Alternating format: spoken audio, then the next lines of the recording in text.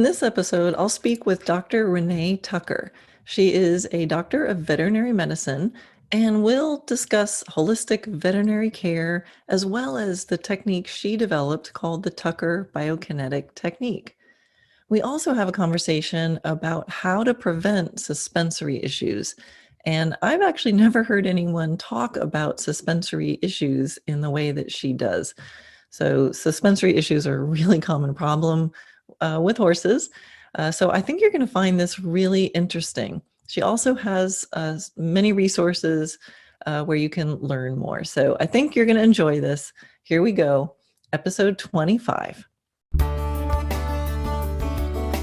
Hi, I'm Karen Rohlf, and welcome to Horse Training in Harmony. This podcast is about you making progress with your horse in a way that you both can love. It's about learning how to move and be in harmony. Because yes, you really can develop a horse to be both athletic and happy. When we show up as our best selves for our horses will show up for us. So let's get started. So I'm here with Dr. Renee Tucker. She is a holistic veterinarian certified in chiropractic and acupuncture. She also has a bachelor's degree in bioengineering, and so has been fascinated with figuring out how things work. And over many years, Dr. Tucker has developed her own unique alignment technique called the Tucker BioKinetic Technique, TBT. And this uses primary cause analysis to both find and correct the why. So Dr. Tucker teaches biokinetic technique seminars around the world. And for more information on what she does and the TBT University, you can go to tuckerBiokinetic.com. So thank you, Dr. Tucker, who's given me permission to call her Renee. So hi, Renee. Welcome. Thank you so much for being here. Yeah, I'm so excited to be here. It's always great chatting with you. So this will be really fun. Awesome. So I wanted to start out, I noticed on your bio, you said you grew up in a Chicago suburb and never owned a horse. Yeah, so how did your fascination with horses begin? I don't know. Isn't that funny? I feel like a lot of horse people like myself are born with the horse bug. Because Chicago, and I have lots of relatives and nobody's got a horse. And I just had this horse thing. And I remember I would go to the library and get horse books, like, horse stories, of course. But Trixie Belden, I don't know if anyone remembers Trixie Belden. She had horses. She solved mysteries. But I'd also get horse anatomy books. And I remember being like 11 and just memorizing it because I just felt like I should. You look back, particularly when you have kids, you're like, oh, look at that. That was a sign, But no, I was kind of clueless that, veterinarian would be my path till later. But I always had the horse bug. It just came that way. Interesting. Yeah. I think many of the listeners can relate to the horse bug. Yeah. My parents say that, my first words were, I want a horse, then mom, then dad. Yeah, it's a powerful draw. So you consider yourself a holistic vet. So can you explain what you feel is the difference between a traditional veterinarian and a more holistic approach? Sure. I'd love to, particularly because when I was in vet school, I thought holistic was like the same thing as homeopathy. I literally totally interchanged those in my head. And finally, I'm like, wait a minute, I don't think this is right. And so I figured that one out slowly but surely. So homeopathy is a modality using like homeopathic remedies, whereas holistic, it kind of means whole horse, which, that's fair enough as a definition. And then sometimes people think of it as that they just use herbs rather than traditional medicines, which maybe they do, maybe they don't.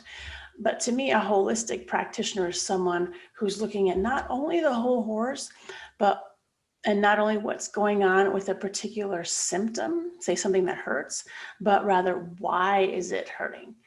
I mean, it becomes obvious when the horse, falls down, then you know why things are hurting. But sometimes you don't. And sometimes the item that's hurting So you have lower back pain. Well, for example, I know a lot of people who have lower back pain, but they figured out with, good doctors that actually they had a knee problem. Their knee was Mm. hurting, so they're walking a little funky, and then their back starts hurting. So my point being, good doctors and holistic veterinary practitioners often look not only at the whole picture, but the why. What's the real primary cause? And they're trying to dig through, peel the onion, if you will, and get down to that primary cause. So that's what I love about doing it, though. It's kind of fun, kind of like a little detective work. Yeah, yeah, and especially with the horses, where they can't, they tell you, but they can't really tell you, where they Right, feel the pain. You've got to really get investigative.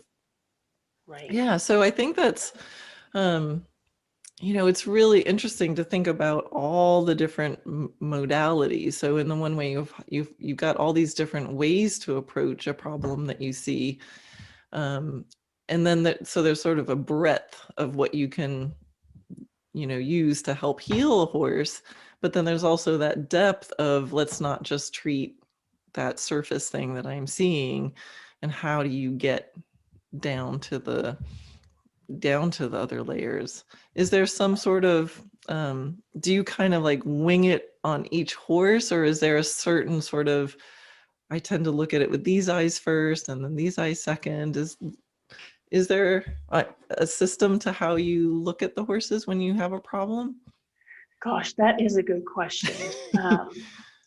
And I think for sure winging it is part of it. I've been doing it for 25 years now. So sometimes gut instinct really kicks in and you're like, oh, I've seen this before, and then you kind of know which way to go.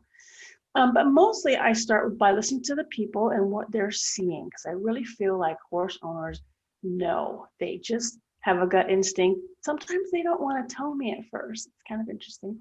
But I really believe that horse owners have a gut instinct and they either can see the problem or they just feel the problem. And I think sometimes it's a little hard to even describe when you have those subtle offnesses or subtle stuck or won't bend or just Yeah, that like reluctance. not quite rightedness. That's what Yes, they call it. So yes, he's just that not quite exactly. right. Yeah.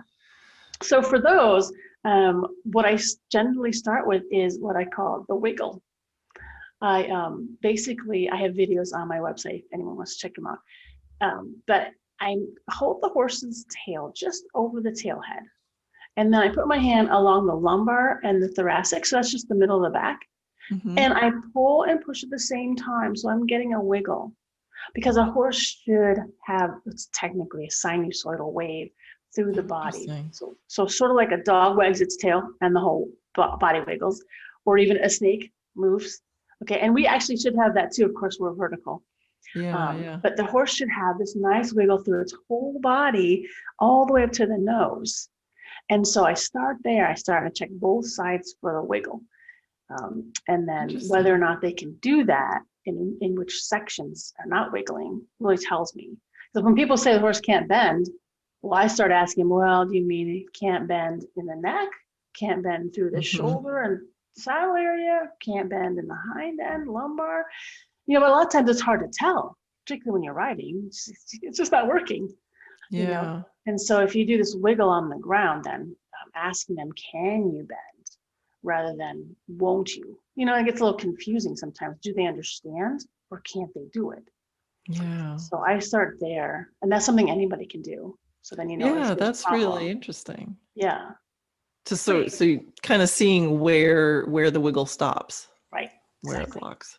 Or if there's one at all, because sometimes they're kind of all stuck everywhere, and sometimes Yeah. if horses have had a fall, they can be totally stuck on one side, but not the other. And like, oh, there's the problem. Yeah, yeah. Yeah, and you can fix all that, get it all aligned. It's nice. Interesting. Yeah. Interesting. Do you have do you tend to use like chiropractic or acupuncture, or is it always a blend? Like, I'm always curious with people who are like multilingual, it's like, because, Yeah. like how you see and go, this is a chiropractic, this is acupuncture. Do they all blend? And do you also blend Western medicine in with it also? Right. Um, Okay, so for me, I mean, as you already mentioned, I'm certified in chiropractic and acupuncture and other stuff. And for me, I just thought every one of these modalities helps. And it seems to help some horses more than other horses. And I always thought that was weird. Like, why does this exact same problem that I solved with one horse with chiropractic not work on this horse with the exact same problem? It drove me crazy. These kind of things that drove me crazy. It's kind of how I developed CBT, the BioKinetic Technique. So at this point, I just do BioKinetic Technique myself.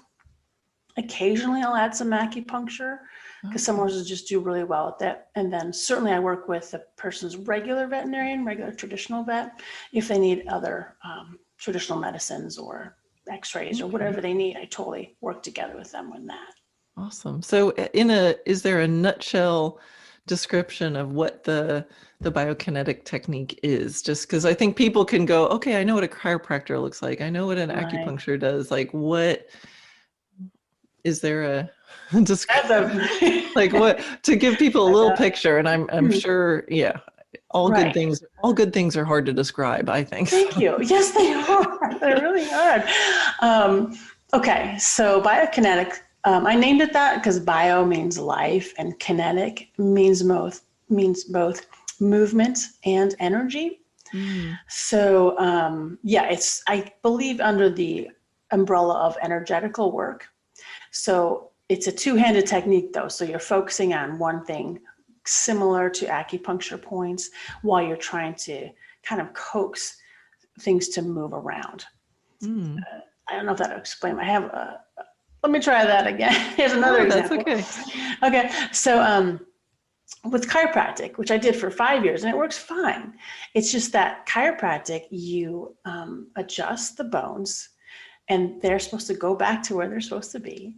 And then you're just kind of hoping, crossing your fingers, that everything else agrees with you. So like the tendons and ligaments and muscles and fascia and everything. Oh yeah. But we're only talking to the bones, if you will, with chiropractic, again, which is fine. But with TBT, then we are cheating.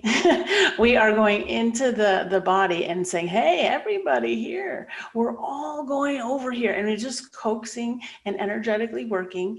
And everyone's like, oh, great. And so there's actually a neurophysiological reset. So the body's like, oh, this is where we actually are going to stay. So you don't have muscle memory, and you don't have to have 50 million treatments, and you don't have the same thing happening over and over again, which used to drive me crazy as a chiropractic veterinarian. Just couldn't take it. I'm like, this isn't fixing anything. I mean, sometimes it does. I'm really not down on it at all. It's very helpful. It just drive me crazy when I'd see the same exact chiropractic presentation on my client every month.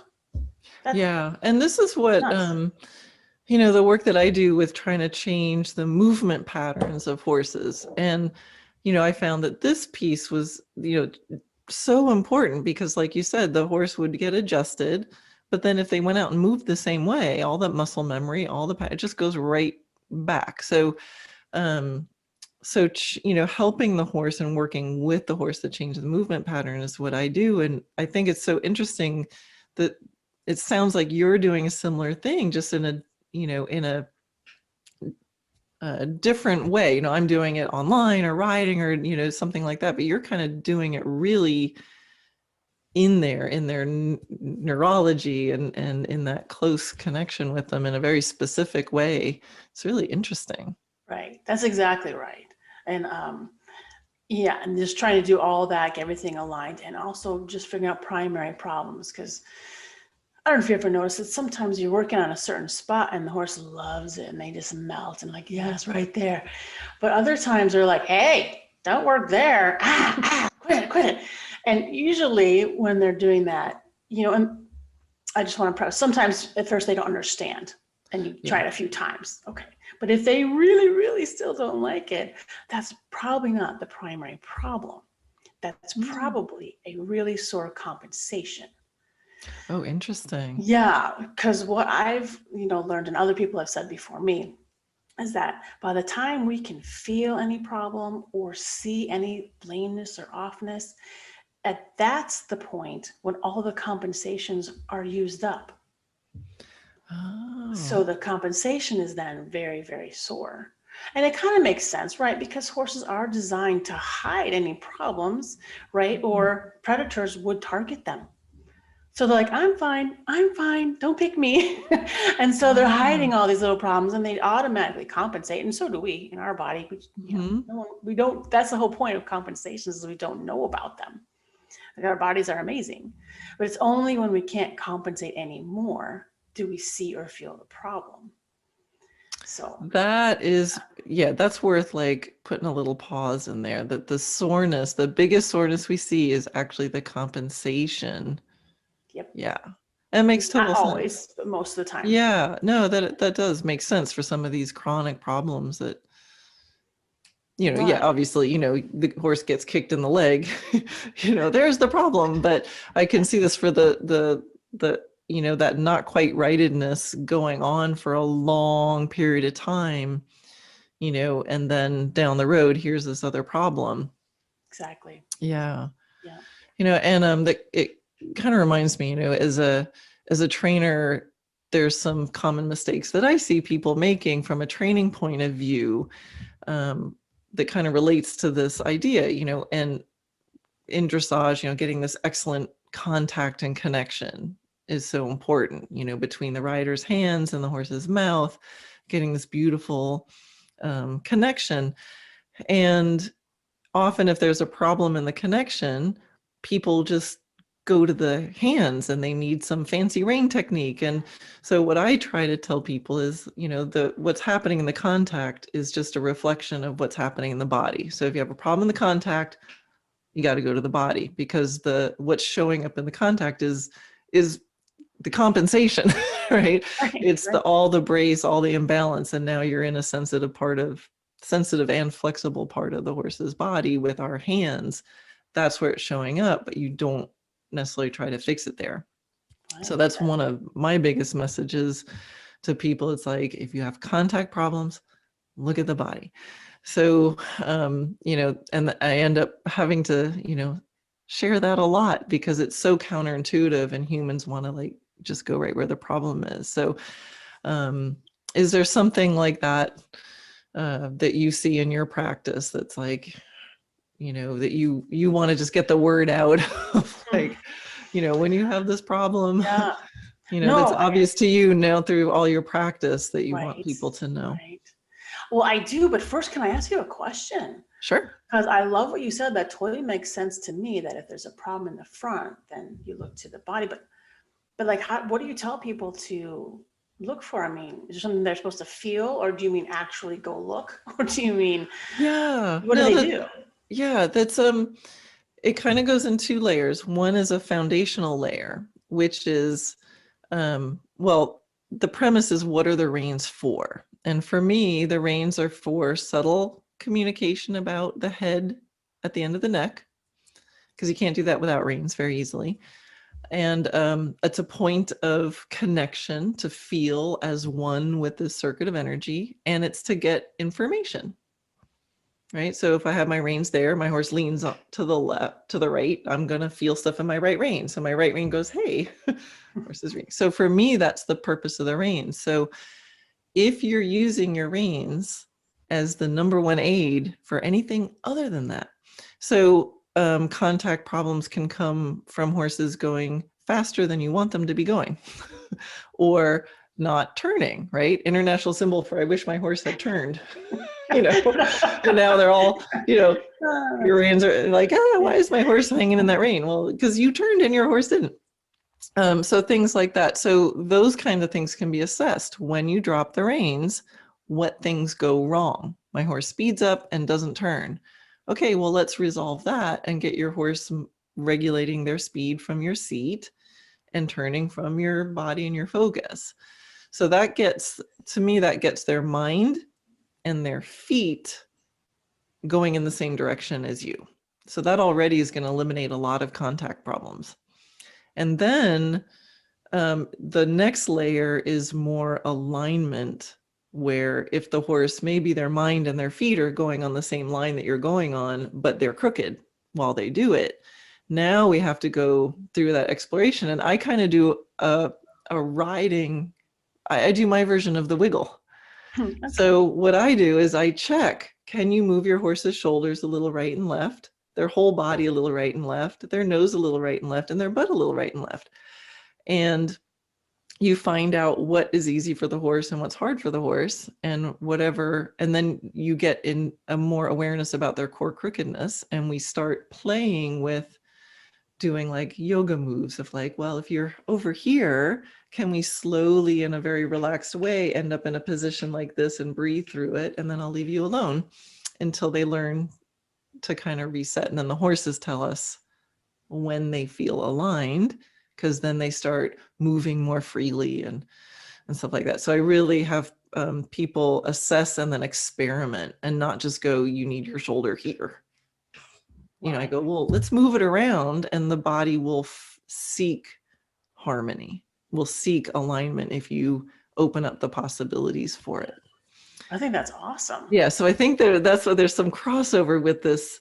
Yeah, you know, totally. let's see what's moving and what's not, and then try to open up somehow the place that's stuck. That's great. And so when they're aligned, then the contact will be even yummier. Yummy. That's good. So no, I love how you do that. That's fantastic. Really. Yeah.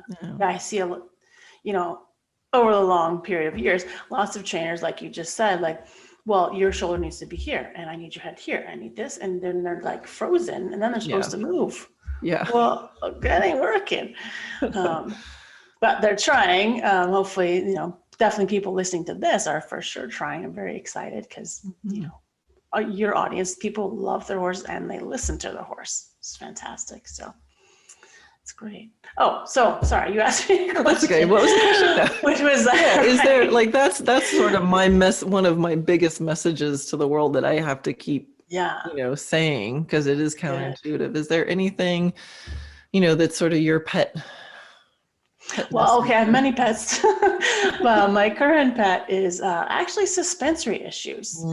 Because I don't know if, you know, you realize that, I forget who figured this out, probably insurance people, that, well, suspensory injuries are the #2 cause of injury. Wow. Yeah, #1 is colic.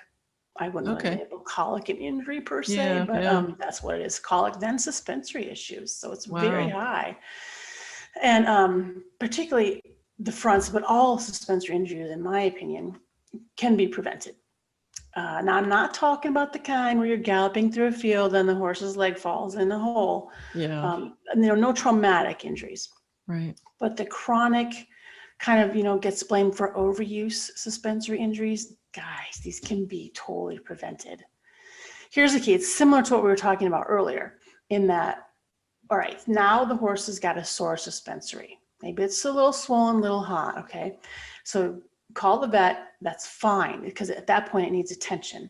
So then we have all those treatments that we can do for suspensory injuries and IRAP and PVP, plenty of stuff. The question is, why did that suspensory blow in the first place? So because I'm a veterinarian, I treated lots of suspensories, and then I do all this body work, I started, you know, connecting the dots of this horse with this suspensory injury has ... all of these bodywork misalignments. I'm like, interesting, isn't it, that these have the exact same on all these horses? So long story short, I mean, it did take me a while and had trial and error to make sure this is correct, but the key is the suspensory ligament is just a piece of the stay apparatus, right, of the front limb. So the stay apparatus is what keeps the horse standing up. When they want to go to sleep, they just turn on the stay apparatus and then their whole front leg locks and they can sleep standing up. The suspensory ligament is just part of that. So what's really happening is the stay apparatus is not working right, and the suspensory kind of picks up the slack because it holds most of the horse's weight. It also has you know, it's a ligament, but it actually has some muscle fibers in it. So it can get pulled a little easier than the rest of the stay apparatus. So crazy, right? So what I found is if we just check mobility, range of motion in 3 pieces, items of the horse's Yeah. leg. I call them fulcrums just because it's where the ligaments kind of connect together and then change direction. That would be the shoulder, this accessory carpal bone, which is at the back of the knee, and then the sesamoids, which are at the back of the fetlock. Mm-hmm. What I have found is in every horse I ever checked for suspensory injury, all three of those places were stuck. Wow. Their range of motion isn't moving. All those should move a little bit in their normal range of motion. And so that's what I found. That's what I just want to tell everybody. It's like, guys, come on. If you just check these and get those fixed, then they're not going to blow their suspensory. Wow. Seriously, Wow. because that's the last thing. The suspensory is the final straw that broke the camel's back. So if those other parts aren't moving, then the yeah, suspensory takes all that. yeah, Interesting. exactly. Yeah. Now, there's a smidgen more to it, of course, because depending if you got contracted heels, that's going to make Right. stuff worse. If you've got Right. navicular, you got a little more issue. You know what I'm saying? But the big major problem is actually the whole stay apparatus has to be moving. What you might see or feel in your own horse or in training is as the horse brings their leg forward, and that very last little flip of the toe, Mm-hmm. okay, right before that full extension, then that toe does a little extra flip. That little flip signifies that the whole leg is locking. Okay, and then the leg lands, and that stay apparatus is solid. And that front leg actually acts as a pole vault. Okay, it's not pulling. I can tell you that whole story. Yeah. It's kind of fun. Okay, and then it just kind of travels on, right? The hind end's doing all the work, and it just bloops right over the front. But if you don't get that last little flip, that full extension through the shoulder, and that last little flip, then your stay apparatus isn't working right. So sometimes you can video your horse and look for that. Yeah, that extra just looseness. Yeah, yeah, that last little lock. Yeah, yeah. So it's super cool, and we've been fixing lots of horses who have suspensory injuries because I've had horses where they're not fixing for like 6 months, 6 months in the stall or rehab, and then start over, and then it blows again. And all those times, it's you got to fix the whole thing, not just the suspensory, but why was that suspensory? Yeah, because it's very common. I mean, I think it's sort of common knowledge. It's like if your horse has ever blown a suspensory, it's going to do it again. Yeah. And, and it's sort of interesting because usually, I mean, I always thought that when fibers healed, they, the scar tissue is sometimes stronger, you know? So like, but that, what you're saying really explains it, because if the original problem is not addressed, that's why it's gonna blow again. So fixing, being aware of that and being able to correct it will help the suspensory heal, because every step it takes is not taking that burden, and help it not reoccur, and hopefully prevent it in the first place. Right. Exactly. Interesting. Yeah. Is there a similar thing for the hind? Because hind suspensories, is there a similar check that you do with that, or? Absolutely. Yeah. Same basic idea. They're a little bit more complicated because there's kind of more parts. Not that there's not more parts in the front leg, but it actually involves 7 things. If people are biomechanically wanting to hear those pieces, it's the lumbar. Okay. Sorry, let me just start over again there, but you could play this if you like. No. So for the hind end suspensory, what's usually blamed is lateral movement, right? Too much lateral movement, hind suspensory blows. I hear this a lot. Not everybody says that, but that's what I hear. Okay, so in order to move the hind end laterally, you have to have working the lumbar, the sacrum, the sacroiliacs, the pelvic symphysis, which is the bottom of the pelvis, and then the hip and the stifle and the hock. Just all those parts, right? So, but again, what happens is if all that's not in alignment, what picks up the slack? The suspensory. In a lot of horses. Also, with this whole picture is the sacroiliac. A lot of SIs are getting injected nowadays. Yes, yeah. Not that that's bad, because they're clearly hurting. But why? Why are they hurting? Because that's that whole picture. Interesting. So, yeah. there's a lot of pieces there, but again, it's aligning. And I'm sure that as you do that, I forget what you call it, but as they're moving, and if they're trying to move laterally, but they can't get that hind end Yeah. to really do it, then your work would also help. Yeah. Yeah. Interesting. Yeah. It all goes together. It does. You said, do you have a video about this on your website? You said, Yeah, I do. I did make a free page for your people. For your people. hey, It's just a free video. It's kind of a little bit long, but it really explains everything. And that's at tuckerbiokinetic.com/Karen. thank you so much. Videos, sure, That's totally awesome. free. Just hop over, and it really explains a bit more about all of that. So you guys are welcome to watch it. Hopefully, Awesome. Yeah. All right, so let's see. Another question for you. Do you feel that every horse can naturally go straight or aligned? I always think about straightness as alignment. But yeah, do you what are your feelings on horses' ability to be able to move? Just go straight. Straight.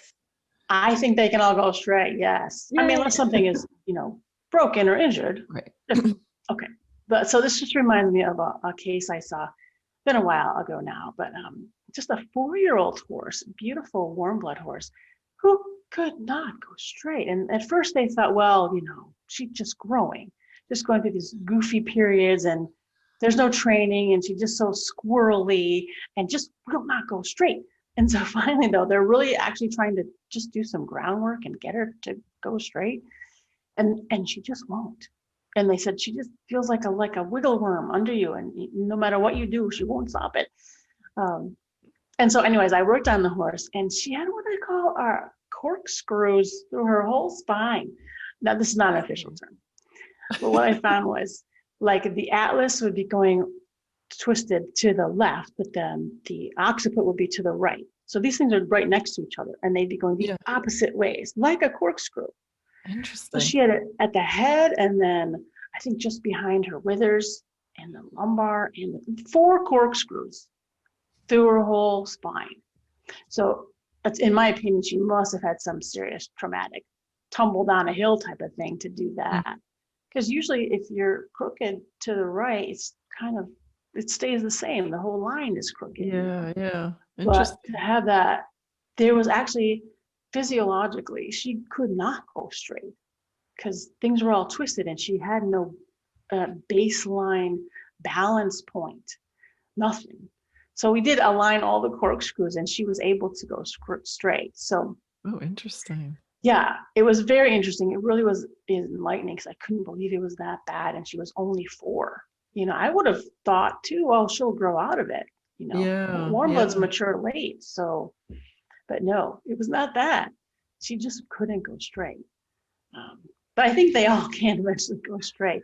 There's plenty of reasons, though, besides body work, of certainly training, certainly saddle fit. Even if your feet are uneven, right? Medial lateral balance will mess you up. Teeth problems will mess you up. Yeah. There's plenty of things to look for. So again, for me, it's always about finding that primary cause for that horse, because they're all different. Yeah. And I think, there's so many times that, my horse is just like this. My horse is so heavy on his left shoulder. And, I really try to get people to not, don't call your horse that. No, I have a crooked horse. No, you don't. Unless they're born that way. But it's, can we get them to function? I mean, from my point of view, I was like, can I find a way for them to function symmetrically, even if they don't look, symmetric, aren't symmetrical? And then probably what you do is really help unwind those asymmetries on the inside. Yeah. I mean, none of us are perfect. I'm not symmetrical, Oh, want to be where we're. I've had x-rays of my back, and like the chiropractor goes and gets his other chiropractor friends and goes, you no way. Yeah, because I have like a rotation. Wow. I have like a rotation, and then it straightens, and then it rotates back the same direction. And I have a scoliosis, but it's not an S curve. It curves, straightens, and then curves the same way again. I'm a mess. Dang. But I think dressage keeps me functioning but I have to really train myself because what is straight doesn't feel straight all the time. Right. And I have a Yeah, I body get worker that. come in and like keep Yeah. my fascia under Oh, that's control. great. That's cool. You probably really appreciate the horses who are like, I'm not symmetrical, help me.